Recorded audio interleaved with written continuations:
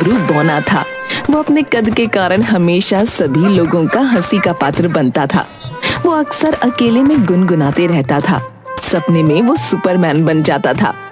एक दिन स्कूल की क्लास में, अरे तुम लोगों को पता है आज हमारे क्लास में नए टीचर प्रकाश सर आ रहे हैं। हाँ भाई, सुना है बहुत कड़क और डिसिप्लिन वाले हैं।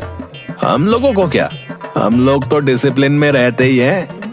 तुम अपना सोच लो बिलवा। इतने में प्रकाश सर आ गए। बच्चों, मैं तुम्हारा नया टीचर हूँ। मुझे डिसिप्लिन वाले बच्चे पसंद हैं और जो डिसिप्लिन में नहीं रह सकते वो मेरी क्लास छोड़कर जा सकते हैं। चलो अब सभी अपनी अपनी अटेंडेंस बनवाओ। Roll number 1। इसी तरह अटेंडेंस लेते हुए गबरू का रोल नंबर आता है। Roll number 21। Yes sir. Roll number 21।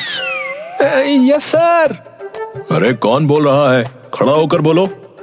Sir मैं खड़ा ही तो हूँ। देखो मैंने पहले ही कह दिया है कि मुझे डिसिप्लिन वाले बच्चे पसंद हैं। चलो अब खड़े हो जाओ, नहीं तो मैं तुम्हें एब्सेंट कर दूंगा। अरे सर, गबरू तो खड़ा ही है, बौना होने के कारण वो आपको नहीं दिख रहा है। सर यही बिल्कुल बिलवा हमको पीछे बैठा दिया। मैं तो हमेशा आगे बैठता था, बताइए। क्यों रे बिलवा, गबरू को पीछे क्यों बैठा दिया? वो क्या है सर कि इसके आगे बैठने से ना सर ऐसा लगता है ना कि हम लोग प्राइमरी स्कूल में बैठे हैं सर। हाई स्कूल वाली फीलिंग नहीं आती है।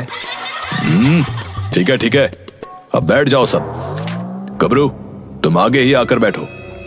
देखिए सर, आप नए हैं इसीलिए बता दे रहा हूँ, इस क्लास में 2-3 लौंडे बहुत बदमाश हैं। इनको पीछे के बेंच में बैठाइए, नहीं तो इनका मर्डर मेरे हाथों से लेगा, बता रहा हूँ। आपको बिना मतलब थाने के चक्कर लगाने पड़ेंगे। गबरू तुम कुछ ज्यादा बोल रहे हो, मेरी क्लास में डिसिप्लिन में रहो। सर आप 2 मिनट बाहर होकर आए, इसका ट्रीटमेंट कर देता हूँ, फिर गबरू डिसिप्लिन में नजर आएगा सर आपको। चलो चलो अब पढ़ाई के लिए किताब निकालो। गबरू क्लास में ही सपने देखने लगता है जिसमें बिलुआ उसे माथे पर मार कर भागने लगता है और वो बिलुआ को खदेड़ कर पकड़ कर मारने लगता है। एक्चुअल में वो प्रकाश सर को मार रहा होता है। कमीने, आज तुम्हारा मर्डर मेरे हाथों निश्चित है। तुम्हारी इतनी हिम्मत कि मुझ पर हाथ उठाएगा? अभी तुम्हें स्कूल से निकाला जाता है। मुझे माफ कर दीजिए सर, मुझे माफ कर दीजिए। सपने में आप मुझे बिलवा नजर आ रहे थे सर।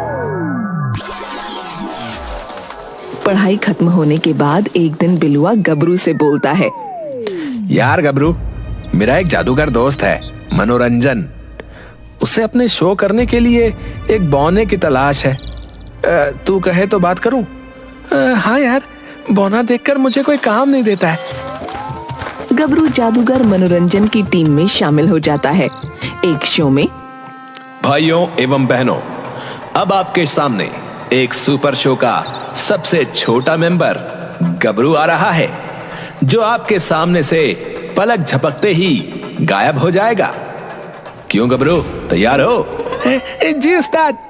अरे भाई, तू बोल कहां से रहा है? सामने तो आ। उस्ताद नीचे देखो, नीचे। अरे तू टेबल पर आ जा। हाँ तो मेहरबानो, कदरदानो, आपको हमारा छोटा डायनामाइट गबरू दिख रहा है ना? अब ये इस टेबल पर से गायब हो जाएगा। तो जमूरे, आर यू रेडी? हाँ यार, सॉरी। हाँ उस्ताद। हाँ तो भाइयों एवं बहनों, हो जाइए तैयार, क्योंकि कुछ ही पल में गबरू अंदर से हो जाएगा फरार। कौवा बोले काऊ काऊ, मुर्गा बोले कुकड़ू कू, हम बोले रे गबरू, हो जा तो उड़न छू। इतना कहकर मनोरंजन गबरू पर से कपड़ा खींच लेता है। तो ये देखिए दर्शकों, आपके सामने से गबरू हो गया उड़न छू। तू टेबल के नीचे 2-2 कुत्ते पहले से बिठा रखा है तू, और हमें कहता है उड़न छू। नहीं करना मुझे शो। गबरू वहां से चल देता है। पब्लिक हंगामा करने लगती है। किसी तरह मनोरंजन पिछले गेट से निकलकर भागता है। इसके बाद गबरू ठग कल्लू बाबा के साथ काम में लग जाता है। तो गबरू, अभी हम लोग गंजों से ठगी करेंगे, समझा क्या? उन्हें सर पर बाल उगाने के नाम पर मुंह मांगी कीमत पर तेल बेचेंगे। लेकिन बाबा, गंजे विश्वास कैसे करेंगे इस तेल पर? विश्वास दिलाओगे तुम, समझे क्या? मतलब ये कि तुम घने बालों वाले विग लगाकर लोगों को बताओगे कि पहले में गंजा था, जब से चमचम तेल इस्तेमाल किए लाए मेरे घने और काले बाल उगाए ले। तो ये एक्टिंग तुमसे हो पाएगी ना? बाबा, एक्टिंग तो ऐसी करूंगा कि लोग हाथों हाथ पूरा तेल ही खरीद लेंगे। हाँ, शाबाश है। चल, और ये विग पहनकर गंजों के शहर में चलते हैं। चल चलिए बाबा, ये विग तो मुझे बहुत फिट बैठती है। हाँ। दोनों शहर में जाकर भीड़ भाड़ वाले इलाके में तेल बेचना शुरू करते हैं।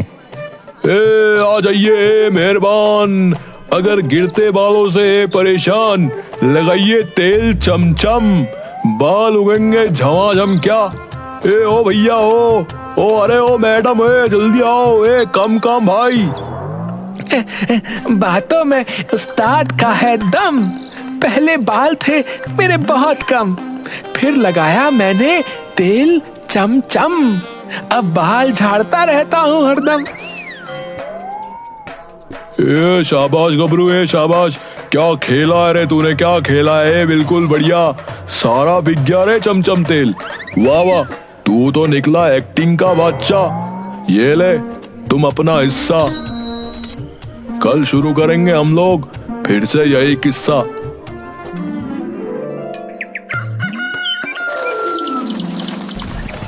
दूसरे दिन वो दोनों दूसरे शहर में जाकर अपना तेल बेच रहे थे। भैया, बड़े शहरों में अपार सफलता के बाद आपके शहर में भी आ गया है चमचम तेल, चमचम तेल, चमचम तेल। छूकर देखो मेरे घने बाल, चमचम तेल ने किया कमाल। चमचम तेल लेकर जाओ, बच्चे बूढ़े सभी लगाओ। तभी वहाँ एक गंजा पुलिस वाला इंस्पेक्टर टोंडे आता है। रे बाबा, रे आपका तेल मुझ गंजों पर भी असर दिखाता है के? एकदम 100%। ये देखो गबरू को, पहले ये भी आप जैसा ही गंजाइश था। जब से लगाए लाए चमचम तेल, गबरू से झबरू बना फिर रहे लाए। हाँ, आप चाहे तो मेरे बालों को खींच कर देख सकते हैं, देखिए कितने मजबूत हैं। अच्छा, तो ये है तेल का कमाल। गबरू के झबराले बाल हैं। चलो थाने, तुम दोनों को लगाता हूँ स्पेशल तेल। चलो। अरे रे, एक इंस्पेक्टर साहब, आपको हम फ्री में तेल दे देंगे। थाने जाने की क्या बात है? गबरू साहब को 6 महीने का कोटा 6 सीसी तेल फ्री में दे दे रे। गबरू सपने देखने लगता है। अरे उस्ताद, ये बेईमान टकला मुच्छड़ क्या हमारी पोल खोलेगा? 500 रुपया मुंह पर फेंकिए अभी, फिर देखिए गली के कुत्ते जैसा दुम हिलाते हुए आपकी हर आज्ञा मानेगा। हाँ। रे मुझे घूस दे रहा है? रे बोने, तुम्हें और तुम्हारे उस्ताद दोनों को कराता हूँ जेल की सैर। रुक। अरे रे, आप तो नाराज हो गए लगता है। ये रख लो आज की सारी कमाई। किसी तरह ले देकर कल्लू बाबा इंस्पेक्टर टोंडे से मुक्ति पाता है और फिर गबरू को अपनी टीम से निकाल देता है। गबरू एक बार फिर से बेरोजगार हो जाता है। कुछ दिन ऐसे ही चलने के बाद एक दिन फिर से सूट बूट में बिलुआ मिलता है। अरे गबरू, सुना है तुमने तेल वाला काम छोड़ दिया? छोड़ा नहीं, कल्लू बाबा ने निकाल दिया। लेकिन तू बता, ये सूट बूट और ये ठाट बाट कहाँ से रे? किसी बैंक में डाका डाला है क्या? भाई, मैंने तो एक मार्केटिंग कंपनी ज्वाइन कर ली है। बस कुछ दिनों में एक मर्सिडीज लेनी है। मर्सिडीज? वाह भाई, मुझे भी अपनी कंपनी में काम दिलवा दो। काम कुछ नहीं, बस अपने नीचे राइट में 2 बंदे और लेफ्ट में 2 बंदे जोड़ने। बस फिर वो लोग भी अपने राइट में 2 बंदे और लेफ्ट में 2 बंदे जोड़ेंगे। बस कुछ ही दिनों में तुम एक आलीशान फ्लैट के मालिक हो गए। भाई हमें क्या करना होगा ये बता। ठीक है, तो 500 रुपए एंट्री फीस लेकर कल सेमिनार में आ जाना। बस एक स्पीच काफी है करोड़पति बनने के लिए।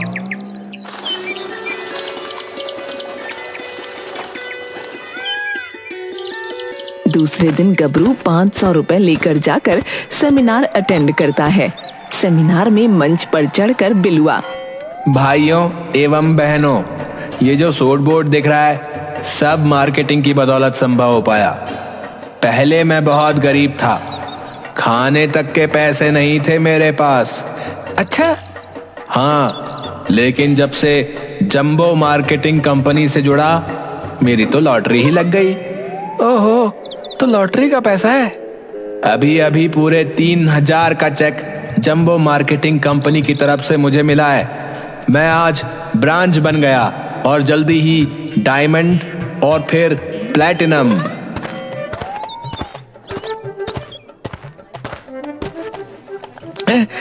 बिलवा भाई, मुझे भी रातों रात करोड़पति बनना है। ये रहे मेरे 11,000 रुपए एंट्री फीस है। शाबाश गबरू, अब 2 लोगों को जंबो मार्केटिंग कंपनी से जोड़। भाई जितना पैसा था मेरे पास वो तो सारा मैंने दे दिया। अब बस जल्दी से मुझे अपने जैसा करोड़पति बना दो। सेमिनार के खत्म होते ही टेंट वाले, बाजे वाले अपने अपने सामान को ले जाने लगे। तभी एक आदमी आकर बिलुआ का कोट, टाई और सूट सब उतरवा कर अपने साथ ले जाने लगा। अरे अरे, ये क्या कर रहे हैं भाई साहब? ये कोट, पैंट, सूट बूट कहाँ लेकर जा रहे हैं? भाई तू तो मुझ दानवीर कर्ण को जानता ही है कि किसी का दुख दर्द मैं बर्दाश्त नहीं कर सकता। आते समय ये लड़का मुझे दिख गया।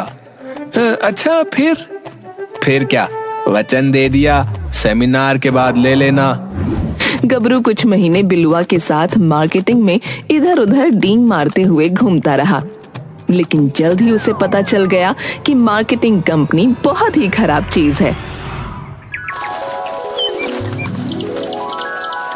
एक दिन एक लालची पंडित चूरनदास से गबरू की मुलाकात होती है।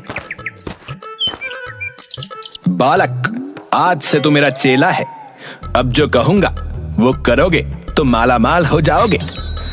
बेरोजगार गबरू को सब मंजूर है। हाँ। तो ठीक है, तो फिर जा और चुपके से लालची सेठ करोड़ी मल का रेकी कर और आकर मुझे उसके बारे में एक एक चीज बता।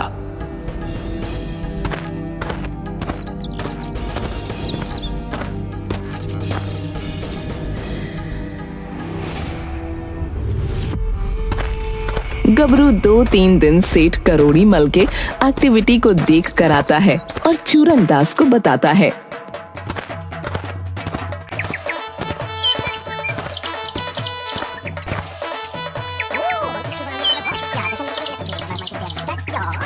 शाबाश। लेकिन एक बात तो बताना भूल ही गया। वो बहुत ही ना कंजूस है, लेकिन सेठानी जो है वो उसके पैसे चुरा लेती है। मतलब? आज मंदिर में बोल रही थी कि भगवान जी माफ कर देना, आपकी झूठी कसम खाई मैंने। उनके 20,000 मैंने ही चुराए हैं और मैंने उसे अपने तकिए के नीचे रखा है। शाबाश, अब देखते जाओ बस।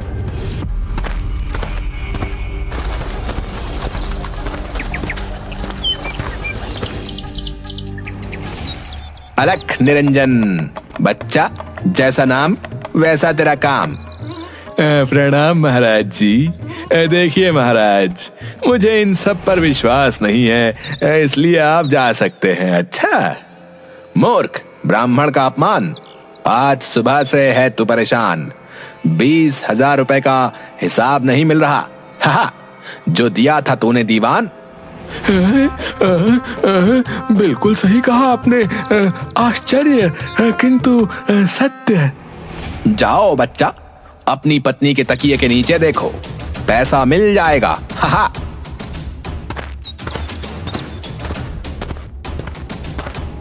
सेठ करोड़ी मल जाकर देखता है तो पत्नी के तकिए के नीचे सही में 20,000 रुपए रखे थे। वो वापस आकर चूरन दास के चरण पकड़ लेता है। महाराज, महाराज, मुझे माफ कर दीजिए महाराज। आप अंतर्यामी हो, आप ब्रह्मज्ञानी हो। आप जो कहेंगे मैं करूंगा। चूरन दास सेठ करोड़ी मल से खूब पैसे ऐंठ लेता है। ठीक है सेठ जी, अब हम चलते हैं। जल्द ही आप करोड़पति से अरबपति हो जाएंगे। महाराज, 2 दिन मेरी कुटिया पर गुजार कर मुझे आप जैसे महान संत की खातिरदारी करने का अवसर प्रदान करें महाराज।